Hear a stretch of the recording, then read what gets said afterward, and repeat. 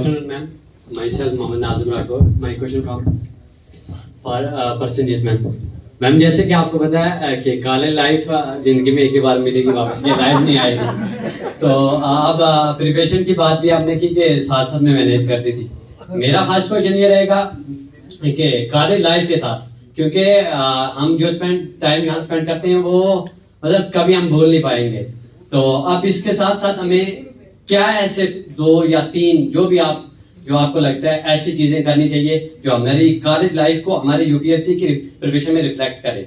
और दूसरा क्वेश्चन मेरा ये रहेगा, मैंने आपकी मार्कशीट एक साइड पे देखी, जो वहाँ पे इंटरव्यू में आपके more than I think 210 marks हैं आई थिंक। तो उसमें आपको क्या लगता है कि इंटरव्यू के लिए कौन से कॉमन 2 या 3 पॉइंट वो भी बता दें। और अगर आप अपने कुछ व्यू शेयर कर पाएंगे इंटरव्यू में आपसे जम्मू कश्मीर के रिलेटेड या ऐसा कोई क्वेश्चन पूछा गया हो जिसमें आप भी सोचे ये क्या पूछ लिया गया, वो शेयर करना। Thank you. बहुत अच्छा।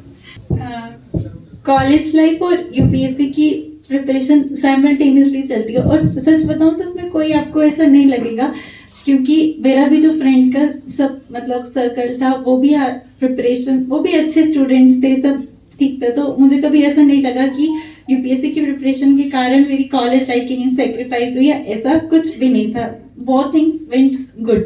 सेकेंड थिंग, अगर यूपीएससी के इंटरव्यू की बात है तो उसमें सबसे इम्पोर्टेंट आपकी ऑनेस्टी है, वो बहुत इम्पोर्टेंट है। और सेकेंड थिंग ये है कि आपने दिखावा नहीं करना, आप जो हो वैसे ही आप मतलब प्रेजेंट करो। जैसे बात सर ने भी बताया, सबूत ने भी बताया कि वो आपको परख लेते हैं, they will come to know कि आप किस सॉर्ट की पर्सनालिटी हो।